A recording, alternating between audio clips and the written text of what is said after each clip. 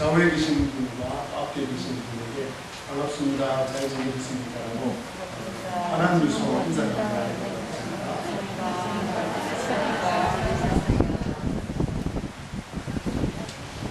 환한 미소로 하시라고요.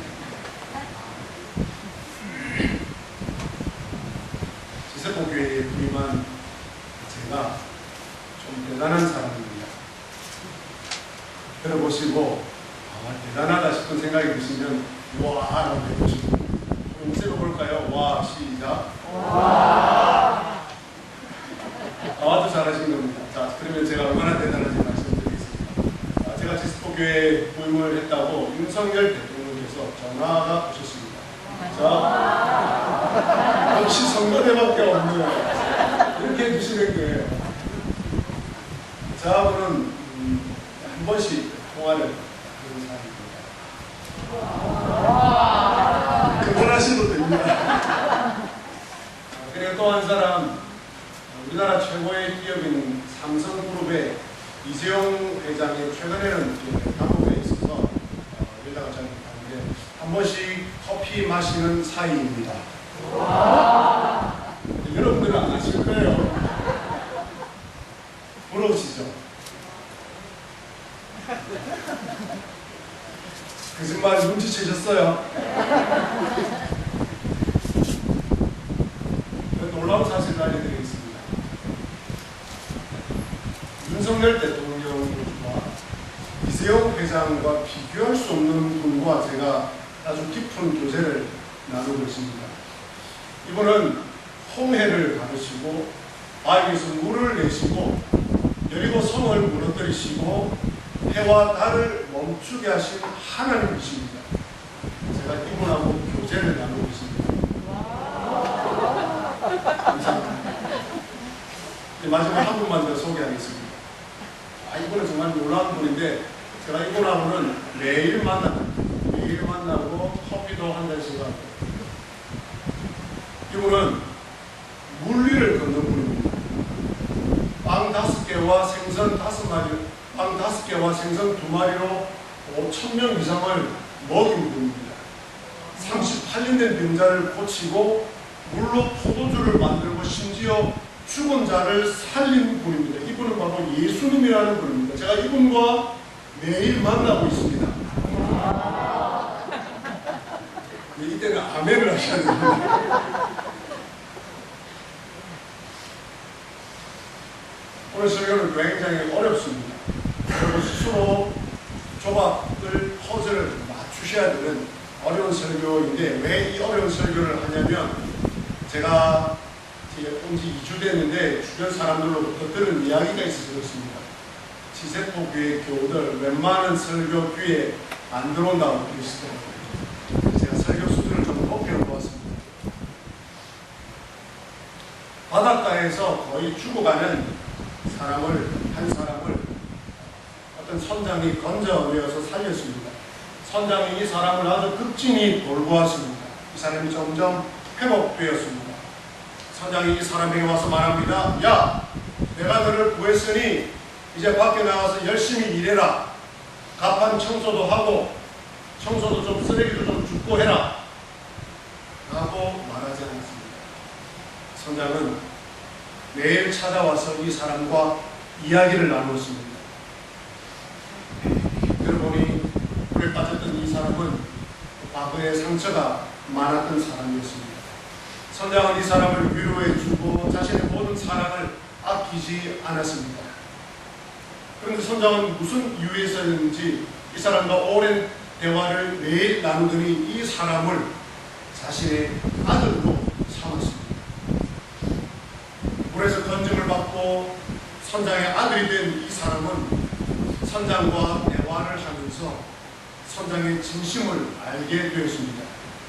그러면서 선장을 진심으로 존경하고 사랑하는 마음을 갖게 되었습니다. 그리고는 배에 있는 요리사가 아침마다 해주는 그 아침 식사를 이제 자신이 사랑하는 자신을 건져주었던 그 선장을 위해서 요리를 해주고 싶은 마음이 들었습니다. 그리고 선장이 주인인 그 배를 청소하고 싶은 마음도 들었습니다.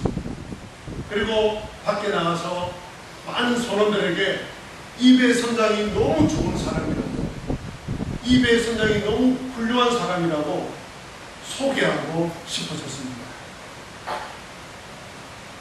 이런 선장에 비하면 우리 하나님의 사랑은 얼마나 놀라운지 모릅니다. 우리를 위하여서 자신의 아들을 내어주시고 십자가에 달려 죽게 하시기까지 저와 여러분을 사랑하시는 분이 바로 하나님이십니다. 그 하나님께서 여러분을 자녀 삼아 주셨습니다. 그 하나님께서 여러분을 자녀 삼아 놓고, 야, 내가 너를 자녀 삼았으니 가만히 있으면 안 되잖아. 가서 전도해와. 사람들 데리고 와. 내가 너를 건져주었으니, 죄로부터 건져주었으니 너 교회 와서 열심히 봉사해 라고 하실까요?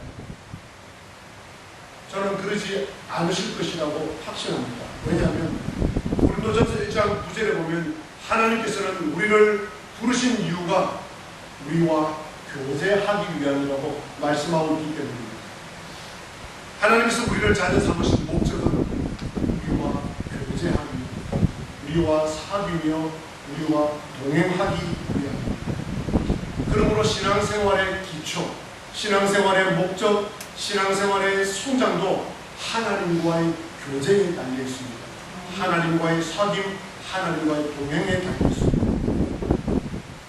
전도와 선교와 봉사는, 이런 신앙 활동은 그 하나님과 교제를 하면서, 그 하나님과 동행하면서 그 하나님의 사랑을 알게 되고 더 깊은 사랑에 빠지게 되면서 그분의 이 멋진 모습을 경험하게 되면서 자연스럽게 다른 사람들에게 이 멋진 하나님을 소개해 주고 싶은 마음이 생겨나는 것입니다. 주님의 사랑을 전하고 싶어서 견딜 수 없어 하는 것입니다. 그리고 하나님과의 이 사랑의 교제는 해도 되고 안 해도 되는 것이 아니라 내 인생의 목적입니다. 내 신앙생활의 처음과 끝입니다. 내 인생의 성공과 실패를 좌우하는 것이 바로 하나님과의 교제입니다. 그러면 하나님과 어떻게 교제할 수 있겠습니까? 하나님과 어떻게 사귈 수 있겠습니까? 하나님과 매일 어떻게 동행할 수 있겠습니까? 그 멋진 하나님과, 온 세상을 창조하신 하나님과 어떻게 매일매일 동행할 수 있겠습니까? 간단합니다. 교제의 가장 기본 원칙은 무엇입니까? 대화입니다. 서로 대화를 나누는 것입니다. 사랑하는 두 연인이 데이트할 때 데이트의 가장 기본 원칙이 무엇입니까? 서로 대화를 나누는 것입니다. 하나님께서 우리에게 말씀하시고 우리가 하나님께 이야기하는 것, 이것이 교제의 기본입니다. 그러면 하나님께서 우리에게 어떻게 말씀하십니까? 하나님께서 여러분에게 뭐라고 말씀하십니까? 무엇을 통해서 말씀하십니까? 그것은 바로 여러분들이 들고 다니시고 때로는 집에서도 보시는 바로 이 성경입니다. 성경을 통해서 하나님께서는 말씀하십니다. 오늘 본문을 보시기 바랍니다. 모든 성경은 하나님의 무엇으로? 하나님의 감동으로 되었다라고 말합니다. 여기에 나오는 이 감동이라는 단어는 호흡이라는 단어입니다. 성경은 하나님의 호흡으로 되어 있습니다. 성경에는 하나님의 숨결이 깃들여져 있습니다. 성령 하나님께서 이 성경을 기록하셔서 우리에게 주셨습니다. 그러므로 이 성경을 읽을 때 성령의 감동을 받게 됩니다. 성령의 호흡으로 기록되었기 때문에 이 성경을 읽을 때에 성령 하나님의 호흡을 우리가 느낄 수 있습니다. 그래서 성경을 제대로 읽으면 내 마음에 하나님의 음성, 성령 하나님의 음성을 들을 수 있습니다. 성령 하나님께서 성경을 통해서 내게 말씀하시기 때문에 그때 하나님과 나와의 사랑의 교제가 이루어집니다. 하나님과 사귐이 됩니다. 그래서 저는 이 성경을 일컬어서 이렇게 표현합니다. 꼭 기억하시기 바랍니다. 목사님은 성경을 뭐라고 표현을 할까? 이 성경을 일컬어서 저는 거기 계시며 말씀하시는 하나님이라고 표현을 합니다. 거기 계시며 말씀하시는 문자가 아니라 거기 계시며 말씀하시는 하나님이 곧 성경입니다. 혹은 거기서 걸어 나오셔서 말씀하시는 하나님이라고 표현을 합니다. 여러분들께서 성경을 읽으실 때, 성경을 펼치실 때 하나님께서 이 성경에서 걸어 나오십니다. 걸어 나오셔서 여러분들에게 말씀을 하십니다. 성경을 펼칠 때 하나님께서 걸어오십니다. 걸어오셔서 말씀을 하십니다. 사랑하노라고 말씀을 하십니다. 여러분들이 성경을 펼치실 때 하나님께서 다가오셔서 여러분들을 위로해 주십니다. 여러분들께서 성경을 펼치실 때 하나님께서 여러분에게 걸어오셔서 여러분에게 기쁨을 주시고 용기를 주십니다.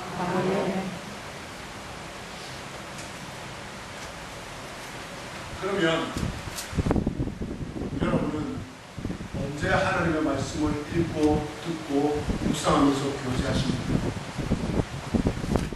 하나님께서 여러분들의 상황에 맞게 어떤 일이 터졌을 때에 하나님께서 구체적으로 말씀하시는 그 때를 저와 여러분은 잘 모릅니다. 내가 힘들 때에 기도한다고 해서 하나님께서 바로 응답해 주실 때도 있지만 그렇지 않을 때도 있습니다. 그렇게 하고 안 하고는 주인 되신 하나님께 달려있기 때문에 그렇습니다. 그렇기 때문에 성경 말씀을 자주 읽고 자주 듣는 기회를 가져야 합니다. 하나님과 데이트하는 시간을 자주 가져야 합니다.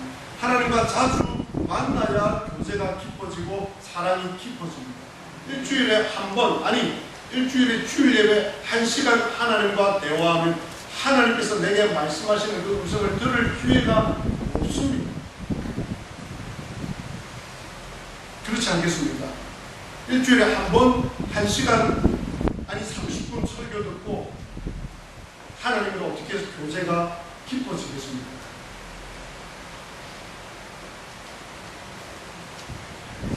하나님을 믿는다고 하면서 하나님께서 하신 말씀은 성경을 읽지 않고 듣지 않고 묵상하지 않으면 그 사람은 도대체 무엇을 믿는 신앙입니까?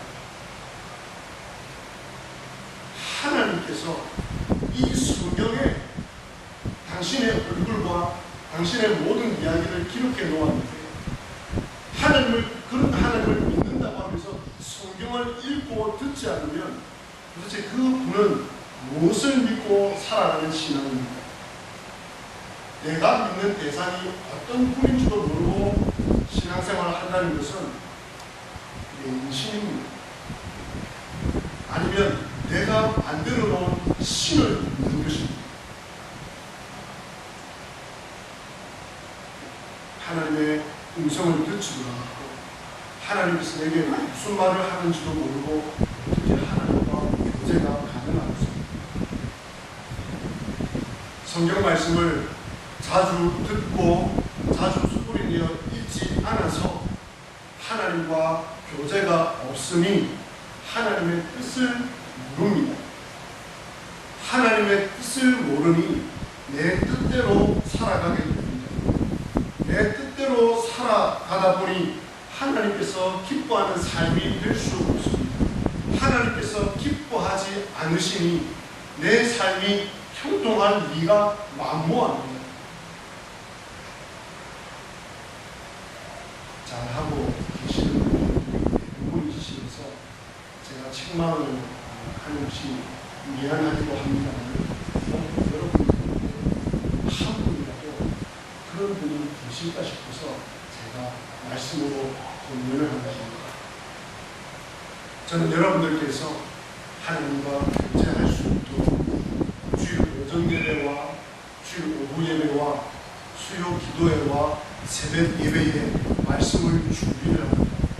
그 말씀을 통해서 하나님의 음성과 하나님의 얼굴을 여러분에게 들려드리고 보여드리려고 합니다. 그러니 그 하나님을 만날 것이라는, 하나님을 만나게 될 것이라는 그 기쁜 마음을 가지고, 기대하는 마음을 가지고 주일 오전 예배, 주일 오후 예배, 수요 기도회, 새벽 기도에 나오시기를 바랍니다. 여러분들이 실망하지 않으실 만큼 잘 준비해서 하나님의 얼굴을 보여드리도록 하겠습니다. 그러니 매 시간 예배 때마다 나오시기를 바랍니다. 만약에 건강이 안 좋으시고 직장 때문에 혹은 거리가 너무 멀어서 새벽 예배에 못 나오시면 이번에 새로 나온 이 주보 안에 보시면 새벽기도 본문이 나와 있습니다. 그리고 찬송이 나와 있습니다. 거리가 부산쯤 산다 하시든지 아니면 배가 안 좋으시다든지 심장이 안 좋으시다든지 하는 분은 나오지 마시기 바랍니다. 그분 새벽기도 나와가지고 심장이 이상이 생기고 배에 이상이 생기면 그건 제가 어떻게 도와드릴 수가 없으니까 그런 분은 안 나오셔도 됩니다. 그런 분은 집에서 이 새벽 기도에 주보에 적힌 이 말씀을 읽으시고 소리내어 읽으시고 옆에 있는 찬송 부르시고 기도하시고 하나님을 만나시면 됩니다. 그 외의 분들은 새벽 기도에, 수요 기도에, 주일 오전 예배, 주일 오후 예배에 나오셔서 하나님이 어떤 얼굴로 나오시는지 기대하는 마음으로 만나시기를 바랍니다. 그러면 하나님의 얼굴을 만나고 하나님의 음성을 들으면 그 하나님의 뜻을 따라 살아가면 여러분의 인생이 형통하게 됩니다. 그러면 이제 하나님께서 내게 말씀하시는 것을 내가 어떻게 말씀하시는 것을 알았으니까 교제라는 것은 두 사람이 주고받아야 하지 않겠습니까? 그럼 이제 하나님께서 말씀하셨으니까 우리가 하나님께 이야기해야 될 시간이 있어야 하지 않겠습니까? 우리는 하나님께 어떻게 이야기를 할 수 있겠습니까? 우리가 하나님께 무엇으로 이야기할 수 있겠습니까? 그 비결이 무엇이겠습니까? 그 방법이 무엇이겠습니까? 그건 다음 주일날 말씀드리겠습니다. 이야기 하나를 하고 말씀을 마무리하겠습니다. 제가 문학적 실력을 최대한 발휘해서 글을 하나 써보았습니다. 잘 들어보시면 수준 높은 글이어서 잘 들으셔야 됩니다. 나는 출근을 위해 거실을 가로질러 현관을 나가고 있었습니다. 주님께서 벌써 거실에 앉아 나를 기다리고 계셨습니다. 하지만 나는 주님을 모른 채 하고 출근을 했습니다.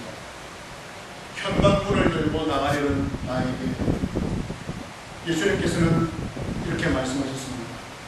김 집사야, 나랑 얘기 좀 하고 가지. 내가 하고 싶은 말이 있는데.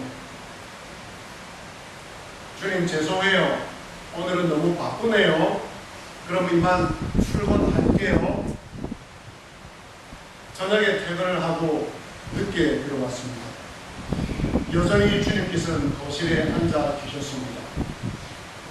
제가 들어올 때까지 주님께서는 거실에 앉아 계셨던 것입니다. 그러나 그 주님을 나는 또 모른 채 하고 방으로 바로 들어갔습니다. 그 다음날 출근할 때 여전히 주님께서는 거실에 앉아서 나를 기다리고 계셨습니다. 나는 또 주님을 모른 채 하고 출근했습니다. 그러기를 일주일, 한 달이 지나갔습니다.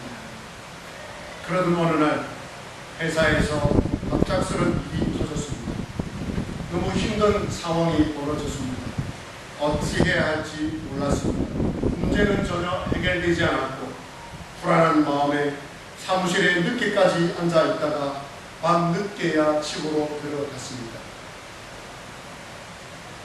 집으로 들어갔을 때 여전히 주님께서 거실에 앉아 계셨습니다. 주님께서 저를 보시더니 뭔가 짐작하셨는지 제게 말을 건넸습니다. 너 무슨 일 있지. 너 무슨 일 있는가 보구나. 네, 주님.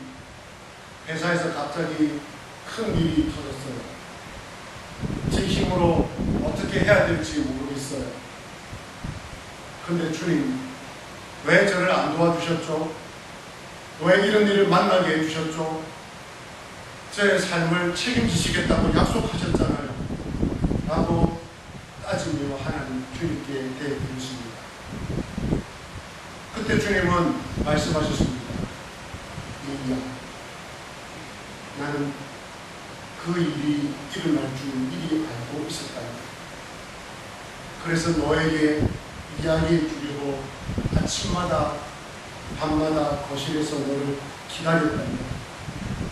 그런데 너는 나를 외면하고 나를 한 번도 만나지 않고 출근하고 저녁에 들어와서도 피곤하다고 바로 잠자리 조금 일찍 들어온 나는 TV 보고 드라마 보고 나는 전혀 만나지도 않거든요. 너에게 미리 그 일에 대해서 경고하려고 성경 말씀을 준비해 놓고 있었는데 넌 도무지 성경을 펼칠 생각도 안 하더구나. 성경 말씀을 통해 나를 만나기만 했더라도 그 일을 미리 막을 수 있을 텐데 말이다. 여기까지 하시는 주님의 말씀을 듣고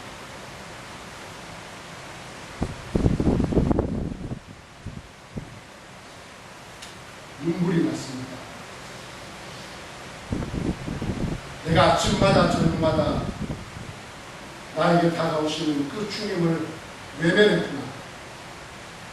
매일 나에게 말씀하시기 위해 다가오시는 예수님을 만나기 위해 성경을 읽지 않았구나.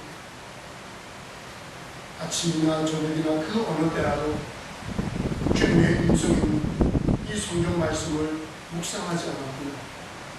그저 주일 적당히 예배드리고 피곤하다는 핑계로 설교도 대충 듣고 그렇게 살았구나.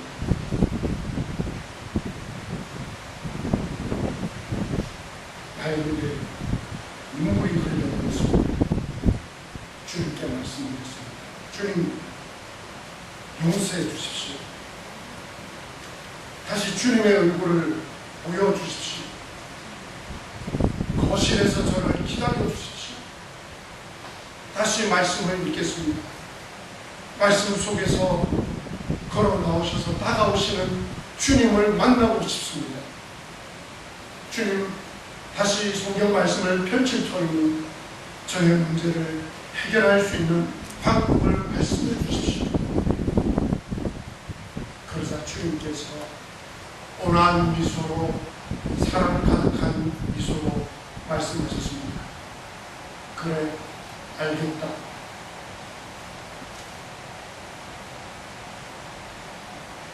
그리하마 아침에 출근하기 전에 꼭 나를 만나고 가도록 해라. 성경을 펼쳐보아라. 아침에 바쁘면 저녁에 퇴근해서라도 내가 너에게 들려주고 싶은 말을 꼭 듣도록 하였구나. 꼭 나를 만나려구나. 그날 저녁 여전히 문제가 해결되지 않았음에도 불구하고 신기하게도 마음이 평안했습니다.